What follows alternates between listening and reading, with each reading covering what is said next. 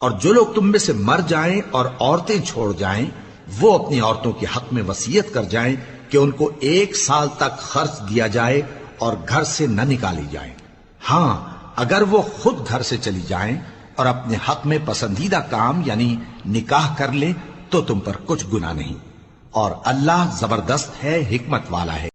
اور مطلقہ عورتوں کو بھی دستور کے مطابق نان و نفقہ دینا چاہیے، پرہیزگاروں پر یہ بھی حق ہے۔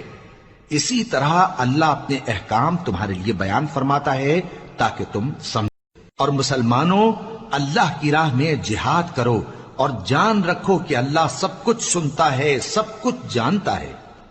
کون ہے کہ اللہ کو قرض حسنہ دے کہ وہ اس کے بدلے اس کو کئی گنا زیادہ دے گا، اور اللہ ہی روزی کو تنگ کرتا اور وہی اسے کشادہ کرتا ہے، اور تم اسی کی طرف لوٹ کر جاؤ گے۔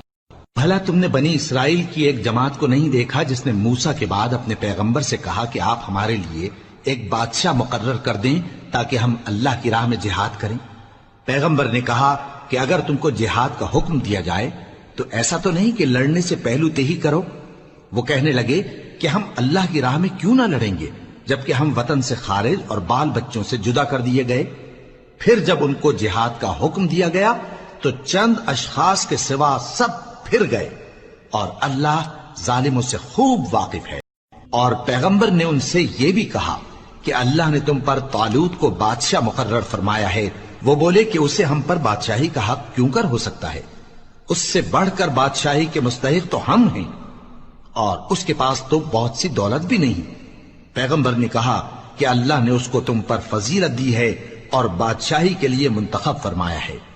اس نے اسے علم بھی بہت سا بخشا ہے اور تن و توش بھی بڑا عطا کیا ہے، اور اللہ کو اختیار ہے جسے چاہے بادشاہی بخشے، وہ بڑا کشائش والا ہے، دانا ہے۔ اور پیغمبر نے ان سے کہا کہ ان کی یعنی طالوت کی بادشاہی کی نشانی یہ ہے کہ تمہارے پاس وہ صندوق آئے گا جس کو فرشتے اٹھائے ہوئے ہوں گے۔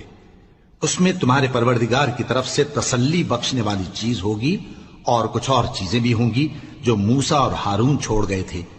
اگر تم ایمان رکھتے ہو تو یہ تمہارے لیے ایک بڑی نشانی ہے۔ غرض جب طالوت فوجیں لے کر روانہ ہوا تو اس نے ان سے کہا کہ اللہ ایک نہر سے تمہاری آزمائش کرنے والا ہے، جو شخص اس میں سے پانی پی لے گا اس کی نسبت تصور کیا جائے گا کہ وہ میرا نہیں، اور جو نہ پیے گا وہ سمجھا جائے گا کہ میرا ہے۔ ہاں اگر کوئی ہاتھ سے چلو بھر پانی لے لے تو خیر۔ جب وہ لوگ نہر پر پہنچے تو چند آدمیوں کے سوا سب نے پانی پی لیا۔ پھر جب طالوت اور مومن لوگ جو اس کے ساتھ تھے نہر کے پار ہو گئے تو کہنے لگے کہ آج ہم میں جالوت اور اس کے لشکر سے مقابلہ کرنے کی طاقت نہیں۔